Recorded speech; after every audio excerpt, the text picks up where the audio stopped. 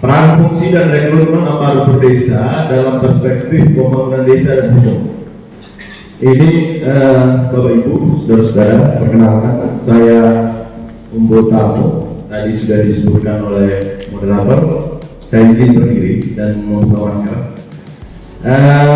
Skema yang disiapkan oleh teman-teman Yayasan Kajian dan Bantuan Hukum Saperi beserta Aliansi Peduli Hukum SD dan Forum Kadarkum atau Kampung Sadar Hukum itu 4 materi. Yang pertama Bapak Bupati Cordelis Budimente, dan materi kedua itu dari Ketua DPRD Rudolf Raduholo, dan pemateri ketiga itu Valensius Billy Kasa mewakili Aliansi Peduli Hukum SBD, dan yang keempat Bapak Paulus Priyaminata Ketua KBH sendiri. Ini 4 calon pemateri sebenarnya dalam acara ini, dan masing-masing telah mengambil bagian untuk membawakan materi yang walaupun mungkin kemarin yang dikirimkan ke 4 pemateri ini tidak secara spesifik apa yang harus dia bawa, makanya teman-teman panitia meminta Bupati menyampaikan berkaitan dengan peran, dan hari ini Pak Bupati memberikan kesempatan atau meminta Pak Kepala Dinas PMD untuk menyampaikan materinya, dan sampai pada mulai kegiatan tadi kami tidak mendapatkan konfirmasi dari Pak Ketua DPRD Sumba Barat Daya, dan hari ini materi yang siap hadir dan mau menyampaikan materinya adalah Bapak Kadis didaulat sebagai pemateri pertama, dan yang kedua Pak Valensius Billy Kasa mewakili Aliansi Peduli Hukum SD, dan Bapak Paulus Priyaminata Ketua KBH sendiri. Bapak Ibu saudara-saudara yang hadir pada hari ini dari berbagai macam kalangan, baik itu aparatur desa, mantan aparatur desa, babinsa, para camat, insan pers, terima kasih untuk kesempatannya. Kita akan berdiskusi kurang lebih 1 jam 30 menit ke depan. Saya minta semua kita untuk masing-masing mendengarkan 3 pemateri ini, dan nanti saya akan buka 2 sesi penanya, dan di akhir daripada kegiatan ini kita akan membuat satu rencana tindak lanjut atau RTL, dan itu digagas secara bersama-sama, baik itu semua peserta dan kita di sini, terutama pemateri-pemateri. Pertama, Bapak Kadis akan menyampaikan tadi yang sudah disampaikan oleh Pak Bupati berkaitan dengan Mendagri, dan tentunya Pak Kepala Dinas mengetahui berbagai macam problematika dalam perekrutmen staf atau aparatur desa, dan kita mengharapkan banyak yang perlu dia sampaikan supaya semua kita dan kami juga, terutama panitia dan pelaksana kegiatan ini, serta semua Bapak Ibu sendiri untuk mengetahui prosesnya. Dan pemateri kedua nanti akan menyampaikan soal gagasan dibangunnya Aliansi Peduli Hukum SPD itu berkaitan dengan rencana-rencana kerja komunitas ini atau aliansi ini. Dan yang terakhir, Bapak Paulus Romo Bater akan menyampaikan berkaitan dengan hukum normatif atau normatifnya, atau melihat kondisi ini kira-kira apa yang perlu dilakukan, apa yang perlu kita lakukan secara bersama-sama. Yang kita tentu apakah itu litigasi atau hukum maupun non litigasi atau berkaitan dengan di luar daripada kerja-kerja hukum. Bapak-bapak pemateri, ada 3 pemateri, masing-masing saya akan memberikan waktu 15 menit, ya, tidak boleh lebih karena kita akan banyak waktu, nanti semua di sini juga membawa problemnya masing-masing. Jadi kita dikasih kesempatan 15 menit. saya akan hitung di sini. Kurang dari 15 menit, ya lebih baik ya. Tapi kita berharap semua komplit ya. Baik, saya persilakan Bapak Kadis PMD untuk menyampaikan materinya 15 menit dari sekarang.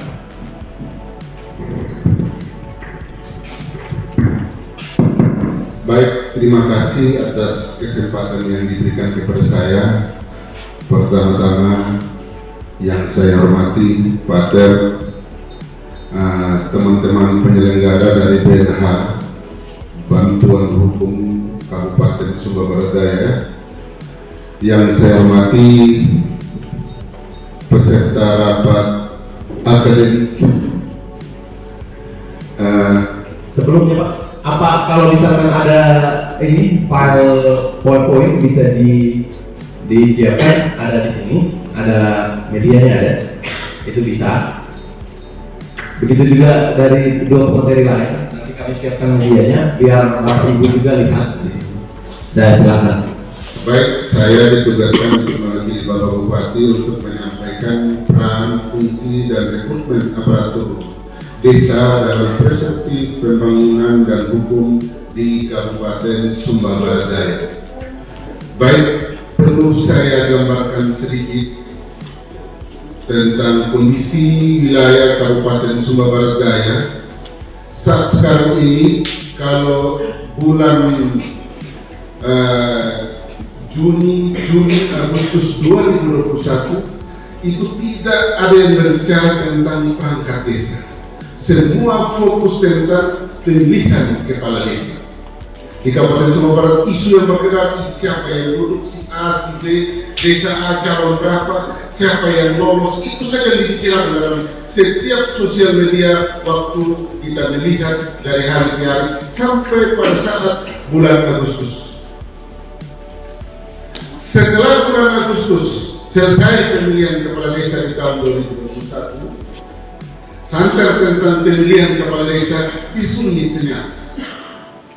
Berarti mereka sudah menghasilkan yang namanya, ini saya gambarkan, tidak pernah berbicara tentang perangkat desa. Tidak ada yang sentuh tentang yang namanya perangkat desa. Seluruh perangkat desa mulai dengan caranya masing-masing masuk dalam lingkup politik praktis di desanya masing-masing. Setelah habis pelantikan di bulan September sampai dengan Januari terakhir, di bulan Maret, dari bulan Januari sampai bulan Maret itu media massa, media sosial diperankan lagi oleh tentang pemberhentian, pengangkatan, dan aparatur desa dan BPD. Ramai lagi, hampir setiap media sosial hanya membicarakan ataupun grup-grup WA, baik di tingkat desa, di tingkat kecamatan, dan berteman dan yang mana saja tentang grup yang dibentuk oleh masyarakat, berbicara tentang yang namanya pergantian aparat desa.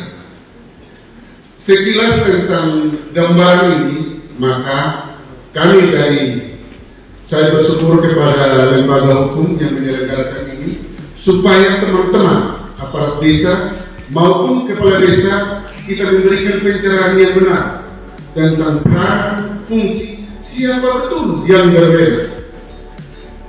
Bisakah seorang kepala desa melantik dan memberhentikan kepala desa?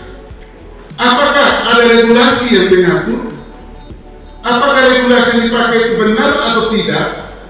Kemudian apabila setelah mengeluarkan sebuah keputusan oleh seorang kepala desa, apakah tidak ada hukum lain yang bisa melarang atau ada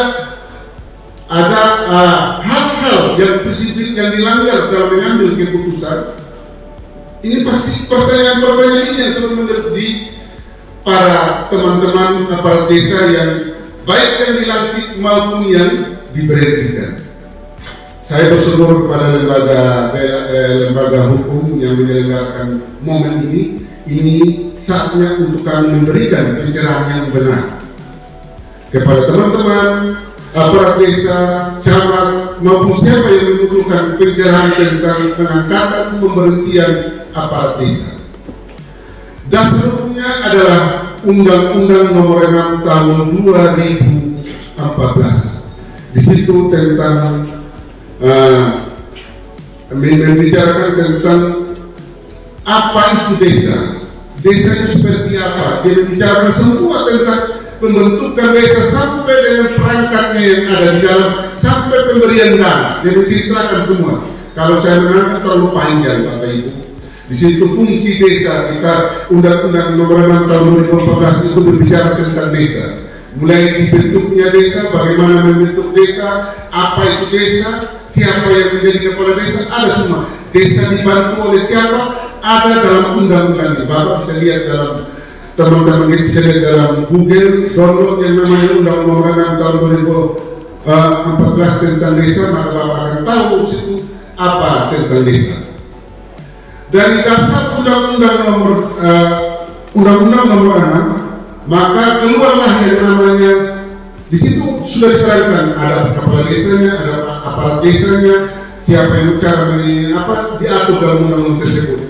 Untuk memperjelas kedudukan, tugas dan fungsi aparat desa, dikeluarkan yang namanya Permendagri Nomor 84. Bapak bisa download apa tugas, fungsi aparat desa. Di situ ada dalam Permendagri 84. Sama juga pasalnya panjang sekali, kronologisnya panjang. Bapak bisa download juga itu, langsung tahu tugas, fungsi dan peranan daripada aparat desa, mulai dari kepala desa sampai tingkat aparatnya. Itu Permendagri Nomor 84 Tahun 2015. Bapak tidak lihat itu. Kemudian keluar lagi untuk memperjelas berdasarkan Undang-Undang Nomor 6 supaya Bapak itu orang yang ada menjadi dasar hukum pemerintah di tingkat kabupaten dalam menjalankan, memberikan penjelasan kepada masyarakat bahwa seorang kepala desa harus berpedoman pada yang namanya Permendagri 83. Permendagri 83 itu mengatur tentang proses pergantian dan pengangkatan yang namanya perangkat desa. Mungkin karena dilihat masih ada pasal-pasal atau ayat yang mengalami perubahan, maka keluar yang namanya perubahan Permendagri Nomor 67 juga sama tentang yang Permendagri 83, dan perubahan daripada 83 keluar Permendagri Nomor 64 Tahun 2015, kalau saya tidak salah 2015, itu tentang perubahan atas Permendagri 83. Ini supaya menjadi pedoman ini Bapak Ibu. Nanti keluar lagi surat edaran Menteri juga saya tidak salah itu ada tentang rujukan daripada Permendagri 83 dan 67. Kemudian dasar daripada itulah yang menjadi dasar pemerintah Kabupaten Sumba Barat Daya mengeluarkan yang namanya Surat Edaran Bapak Bupati Nomor 15 tentang pengangkatan pemberhentian ke perangkat desa. Ini dasar inilah yang harus dipakai oleh kepala desa dalam mengangkat dan memberhentikan yang namanya aparat desa. Bapak Ibu yang saya hormati, di situ sudah ada persyaratan. Saya tidak perlu jelaskan kalau Bapak Ibu orang ini adalah kaum dan perangkat desa. Penjelasannya kami sudah sampaikan karena panjang Bapak Pater, panjang sekali tentang itu dalam definisi. Pokoknya semua sama nilai angka, tidak keluar dari Kemendagri tadi itu Permendagri Nomor 83, Nomor 64 perubahan dan surat-surat edaran Menteri yang menjadi acuan kami dalam menentukan surat edaran Bapak Bupati. Memang di situ juga diberikan hak kepada Pak Bupati dalam pasal 83, bisa ditambah syarat-syarat khusus dalam pasal 3. Jadi syarat-syarat khusus yang ditambah oleh Pak Bupati itu menilai syarat itu hak undang-undang, memberikan syarat-syarat khusus kepada Pak Bupati untuk memberikan syarat khusus pada surat edaran tersebut. Bapak Ibu yang saya hormati, dari surat edaran ini yang dipedomani oleh Bapak Kepala Desa dalam pengangkatan perangkatnya. Kalau saya seorang kepala desa, begini Bapak Ibu. Kalau seorang kepala desa dia ikut saja ini mekanisme, tidak susah buat dia. Karena memang hak dia untuk menentukan siapa yang menjadi teman dia untuk bekerja selama 6 tahun. Masalah prosesnya seperti apa, rekrutmennya seperti apa, tergantung dari haknya dia.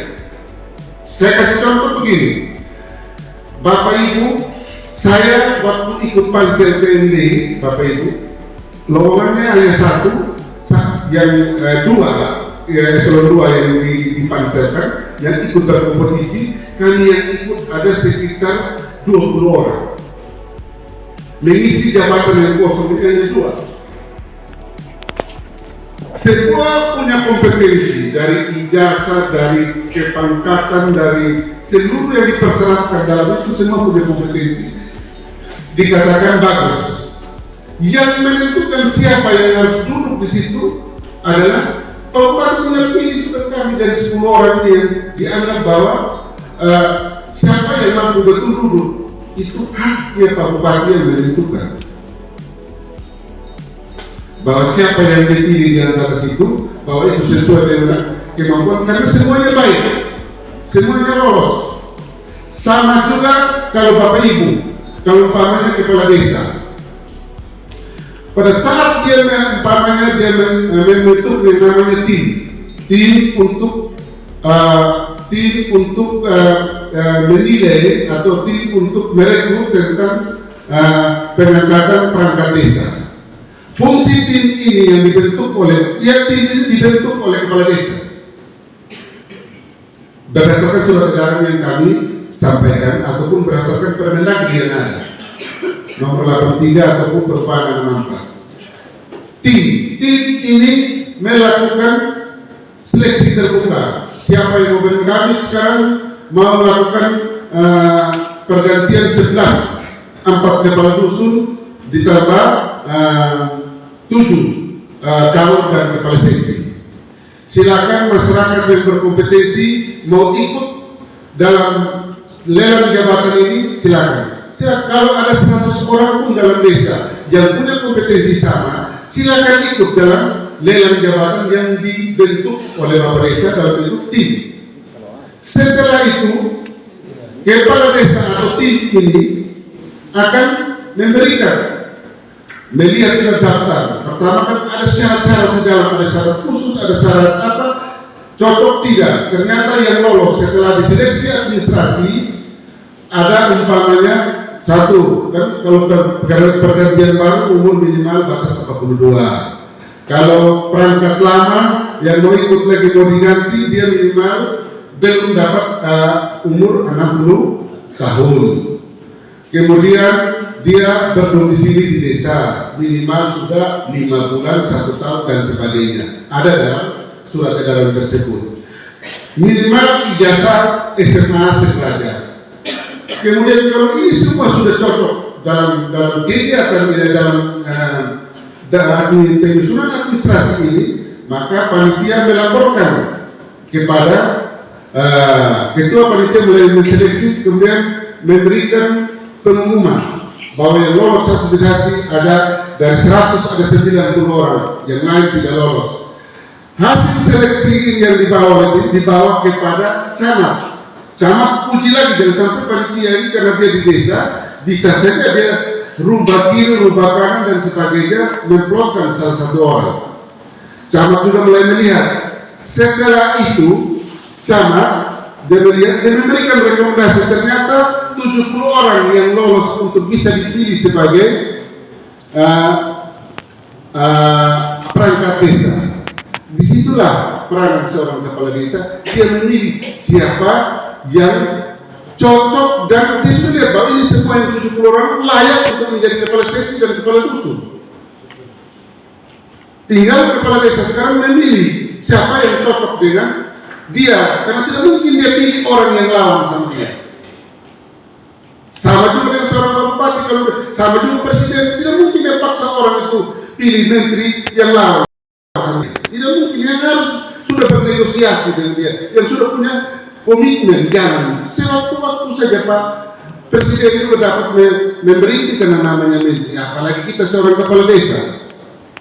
Kemudian pasti ada pertanyaan Pak, saya tanyakan umpamanya kepala desa itu tiba-tiba setelah dia lakukan proses ini, ternyata ada item unsur-unsur yang Bapak lihat salah, dia ambil keputusan untuk mengeluarkan. Dia sudah terlanjur memberhentikan Bapak Ibu, sudah keluarkan SK pemberhentian, sudah keluarkan SK pelantikan.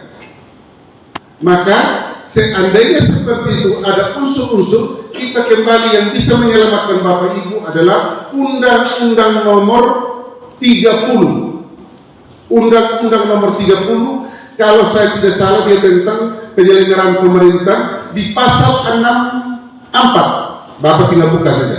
Pasal 64 itu Undang-Undang Nomor 30, di situ bahwa sebuah keputusan yang dikeluarkan oleh pejabat publik atau kepala desa dalam hal ini, maka ada beberapa unsur yang dipenuhi di situ. Umpamanya kan, contohnya ada substansi-substansi yang tidak dipenuhi oleh kepala desa, unsur-unsur, maka atasan di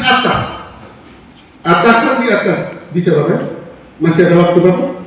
Ya. Atasan di atas, ini saya singkat-singkat saja Bapak. Atasan di atas dapat menganulir SK yang dikeluarkan oleh kepala desa. Seandainya atasan di atas tidak mengeluarkan peneguran, maka bisa dengan jalur pengadilan. Dalam hal ini pengadilan yang berkompeten tentang kewenangan seorang kepala desa atau keputusan adalah TUN. Ini Bapak Ibu yang saya hormati. Ada ruang diberikan kepada Bapak apabila ada kesalahan yang diambil oleh kepala desa dalam mengeluarkan keputusan yang dipandang menurut Bapak, contohnya salah sistem inilah atau tidak, oh ini dia pakai ijazah palsu, oh ini Bapak desa, kalau ijazah palsu Bapak desa, Bapak teman-teman aparat desa, kalau ijazah palsu sebenarnya itu kan pengadilan itu kan apa istilah pemalsuan, itu dia sudah hukumnya, ranah hukumnya berbeda. Tapi seorang kepala desa dia bisa tahu bahwa ijazah yang dibawa oleh apa itu palsu atau tidak. Yang bisa membuktikan bahwa dia palsu adalah pihak kepolisian dengan cara delik aduannya berbeda, ada penipuan, pidana dan sebagainya. Ini gambaran tentang kondisi kita sekarang di Kabupaten Sumba Barat Daya. Pada prinsipnya kami juga sejalan seide dengan teman-teman yang ada di tingkat desa. Hanya persoalan adalah kepala desa yang kami lantik di tahun dari 103 desa ini, memang kesalahannya kami itu Pak Pater, kami belum melakukan yang namanya pelatihan. Ini barang kami harus lakukannya pelatihan, penyegaran tentang memahami kedudukan sebagai seorang kepala desa dan sebagainya, tugas-tugas perbantuan yang diberikan kepada beliau sesuai dengan aturan regulasi yang ada. Kami Kabupaten Sumba Barat Daya trauma dengan kegiatan pelatihan sejak ada kasus. Akhirnya hampir pelatihan penyegaran buat baik perangkat baru maupun perangkat lama, si baik itu dengan pengelolaan pemerintahan, pembangunan dan kemasyarakatan ini hampir sama sekali. Sejak kasus itu kami tidak lakukan penyegaran. Harapan kami di tahun 2003 apabila COVID ini betul-betul berlalu, maka kami akan selenggarakan pelatihan, karena salah satu juga setiap yang bersifat mengumpulkan massa, kerumunan, semua kegiatan direfocusing Pak Pater dengan teman-teman LBH yang lain. Itulah kondisi real kami di Kabupaten Sumba Barat Daya, tetapi kami juga tetap melakukan pencerahan melalui media sosial, melalui surat-menyurat. Kami sampaikan regulasi-regulasi yang menjadi dasar seorang kepala desa dalam proses pemberhentian, pengangkatan aparat desa ataupun kegiatan-kegiatan tugas penyelenggaraan pemerintahan pembangunan di desa. Mungkin ini saja yang bisa saya sampaikan. Bapak Ibu yang saya hormati, saya juga ini harus kekodi, nanti saya punya kabut karena beliau yang buat ini, beliau paham, beliau juga sarjana hukum, saya hanya membaca saja. Beliau ini yang susun ini materi, beliau paham betul. Mungkin ini saja yang bisa saya sampaikan karena saya sektor juga hal yang sama saya harus memberikan pencerahan seperti ini di musyawarah kecamatan. Setelah Bapak dibuka, kami para pimpinan OPD yang akan melanjutkan.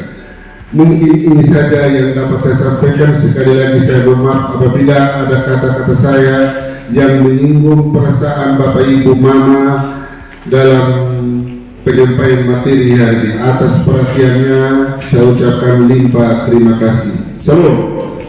Terima kasih Pak Kadis.